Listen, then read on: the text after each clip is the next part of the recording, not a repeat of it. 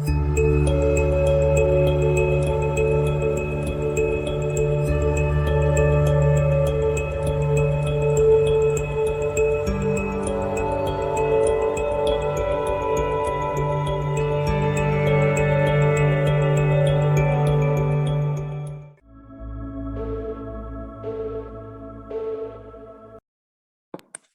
you very much, Lord Patten. That's a stimulating presentation. But I've been entrusted with organizing the question session, presumably because I'm a lawyer. That doesn't actually make me entirely suitable, but you've provided many areas for thought.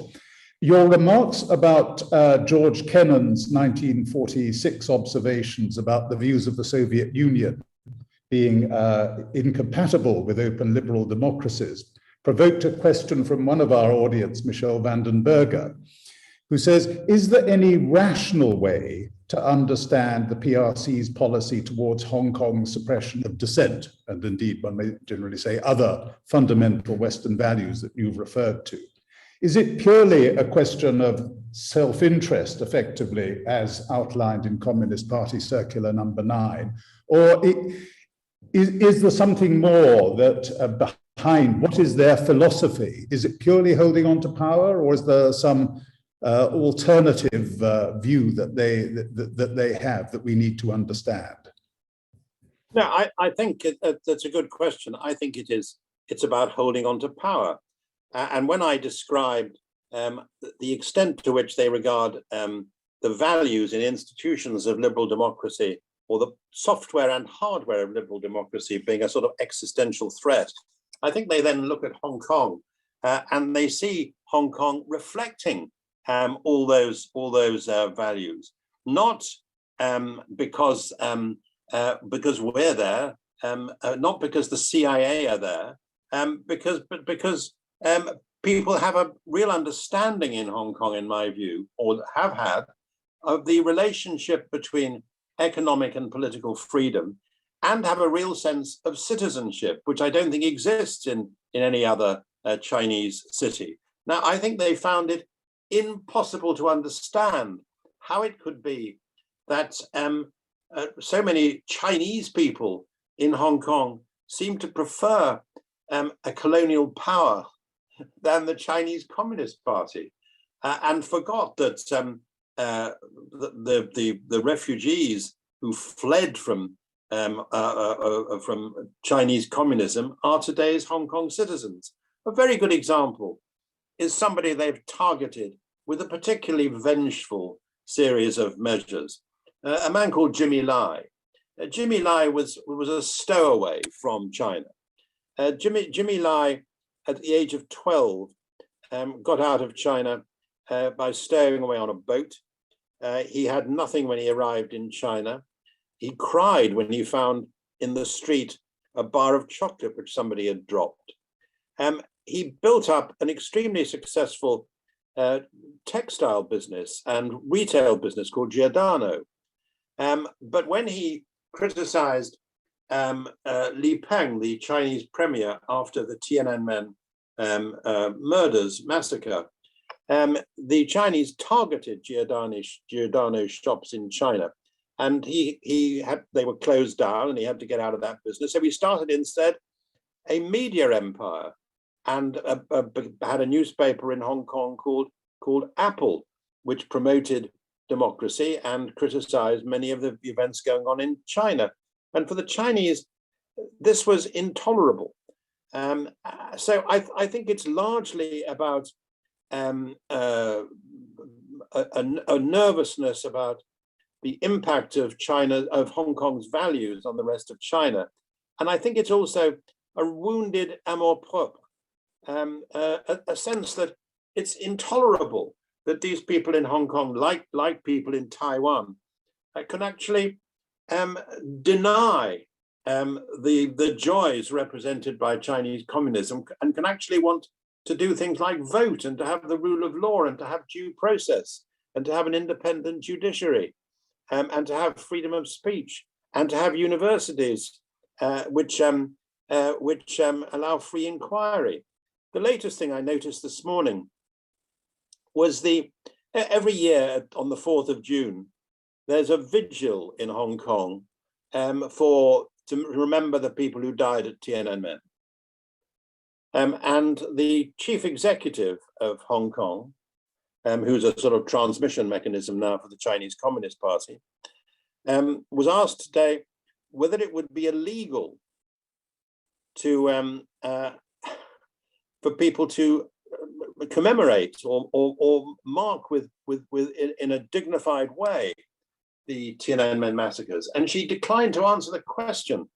And this is in a society where the basic law is supposed to guarantee freedom of assembly as well as freedom of religion.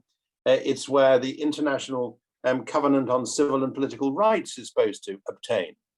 So I think they won't be happy until they feel that they've crushed any last sparks or spirit in Hong Kong, until they've made Hong Kong into simply another Chinese city. And I don't think they can do that. I think they can lock people up, but I don't think they can squash an idea, a point which Nelson Mandela made much more eloquently than I have. We then have some questions which raise the current situation in the South China Seas. And one questioner has said, can we compare the South China Sea dispute and China's related undertakings in the area to the appeasement policy in World War II in the context of foreign policy? I mean, should we be more active, I think? And there's a related question, which is relates to Taiwan. How probable is armed conflict in Taiwan? In Taiwan, of course, we have a certain ambiguity of status at the moment, ambiguity as to the extent of strategic, military, and even diplomatic support from the United States. But as you pointed out in your speech, there is very strong economic links, the dependency on semiconductors, where one understands, particularly from the article in The Economist that you've probably seen recently. So how in that situation do we deal credibly with China? Well, the claim to the South China Sea is based on 100 years old, I think even 1,000-year-old claims of an earlier dynasty, which is occasionally mentioned by the Chinese in a very thought-provoking way, which is odd because they regard the joint declaration on Hong Kong as being of no consequence anymore because they describe it as a historic document. And I've said occasionally to Chinese interlocutors, so what if we had decided that the lease of the new territories in Hong Kong, 99 years old, was simply a historic document? And what would you have thought about that? So they've refused in the South China Sea to accept, as you know, the adjudication of the International Tribunal in The Hague. And I think we should keep on raising that issue. And I think it's also very sensible for us to ensure that we develop with Vietnam, with the Philippines, and above all with India, strong naval links to make certain that the extent of militarization of that important area for ship routes and so on isn't entirely dominated by the Chinese. On Taiwan, the question there is how seriously one should take the threat of China invading Taiwan. And what slightly alarms me is that people who I respect as being rather balanced observers of international political issues now take it much more seriously than they would have done in the past. I don't myself think it will happen.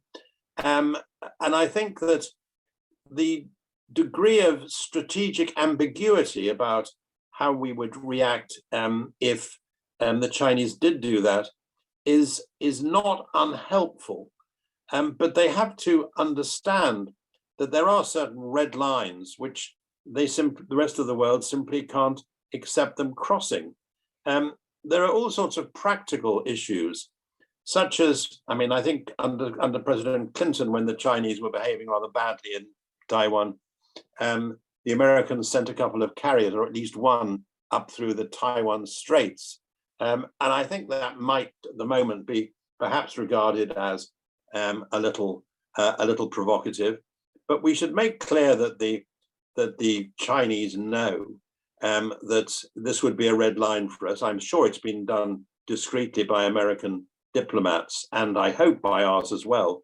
We should make it clear that they're not simply going to get 24 million people in Taiwan who increasingly identify themselves as Taiwanese, particularly the younger ones, rather than Chinese. I mean, overwhelmingly, I think it was one of the figures that was quoted in the Economist article, which you mentioned. So I don't think that they should think that it would be easy for them to simply invade China, land on one of the, I think, 7 beaches which are thought to be possible for landing on. I think it would be a bloodbath, and I think they'd be fighting for a very long time in Taiwan in order to try to extinguish democracy in a part near the mainland of China, which has never, ever had Chinese sovereignty. It's an absurdity to talk about the reunification of Taiwan with China. We go along with that, but it's nonsense. There's one other thing I would say, which I think is quite important. I think we should be a bit more bold in the way we deal with Taiwan without crossing any lines. It's appalling that Taiwan, for example, is not allowed to be a member of an observer in the World Health Organization. It was Taiwan that told us what was happening with the coronavirus in China. I was in Beijing in 1989 until the week before the massacres, and I was there because I was at the time the development minister of the United Kingdom, and I was by virtue of that that year I was the vice president of the Asian Development Bank, and there was a big meeting in Beijing, big because the Chinese had agreed that Taiwan could be seated as Taiwan Taipei, as a member of the ADB. That was when Xiao Zhejiang was party leader, and it's a reminder that the Chinese are capable of behaving sensibly and rationally from time to time without necessarily conceding other people's point of view. And I just hope that day will return without the Chinese getting into a fight either with Taiwan or with anybody else. Thank you for those thoughts. I'm just going to take the opportunity to put one final question, only because several people have asked. And that is, given your time as governor of Hong Kong, in hindsight, do you think that could have been handled differently and better? I think I will put it as broadly as I can. Yeah, it's an interesting question, because I've during the lockdown, encouraged by my wife, though she's had one or two health problems, but encouraged by my wife, I've been editing my Hong Kong diaries. It's the only time in my life I've done it. I kept a complete diary from 92 to 97, and I've been editing it. And one of the conclusions which I've come to reading through it now is that we didn't do enough after the joint declaration to try to ensure that the institutions which are talked about in the joint declaration were created as strongly as possible. I think we did less than we should have done in the 1980s. You can argue that we should have done more earlier, that we should have, when the governor after the war was trying to introduce direct elections or some direct elections to the Legislative Council, we should have done it. There was always this problem that Hong Kong was totally unlike any other British colony, any other major British colony, that there was a finite date to its life. It wasn't going to become a self-governing independent country. It was always going to go back to China because of the lease. And whenever the British government had started to flirt with a bit more democracy or a bit more strengthening of Bill of Rights issues in China, the Chinese used to make the point, Zhou Enlai made it, that we shouldn't go too far in that direction because people in Hong Kong shouldn't get the idea that they were going to be treated like any other British colony, like Singapore or Malaysia, that they were going to be prepared for independence. That was never going to happen. They were always going to come back to China. So there was always that argument which people put against us doing more. Nevertheless, I think we should have done more after 1984-85. Sir Percy Craddock, who was a distinguished Chinese scholar and diplomat, who hated what I tried to do, which was fairly minimal in Hong Kong, once said of the Chinese, he was quoted as saying, he seemed quite proud of having said it, they may be thuggish dictators, but they're men of their word. And when in the 1980s, people said, people in Hong Kong said, well, there must be some sort of arbitration mechanism in the joint declaration. The argument was, no, they keep their word. They keep to what they say they will do. And anyway, we're putting into the joint declaration the steady development of democracy in Hong Kong. And then we convinced ourselves, partly by fiddling the outcome, we convinced ourselves in a consultation exercise, not a referendum, in a consultation exercise, that people in Hong Kong didn't want more directly elected legislators, but it was bogus. So it's been interesting to refresh my mind about those issues. So the simple answer to your question is, I think that very often Britain had reasons, what was called by Percy Craddock a colourable case for not going further in relation to elections. But I think it was a mistake for us not to have done more. And I think it was also a mistake for us, and I think this was a besetting sin of the Foreign Office, particularly after the demise of the Colonial Office. It was a sin of the Foreign Office to always think that Hong Kong was a sort of pebble in the shoe, that there was a big game called getting on with China, and we shouldn't let concerns about Hong Kong put us off that. But of course, there was never anything in our relationship with China, still isn't, that was as big as Hong Kong was, which when I left, not post hoc propter hoc, was worth about 18-19% of China's GDP. So the honest answer to your question is yes, there might have been reasons why we didn't do more, but we should have done more. We still left it as a extremely reliable Rolls Royce. All you had to do as a new sovereign power was to get in and turn on the engine and off she'd purr. And it was a terrible mistake of the Chinese Communist Party not to even try to understand why that was the case. Well, thank you very much for those answers. If it's any indication of the interest that your speech has generated amongst the more than 200 participants, I still see that there are probably more than 20 questions in the Q&A panel.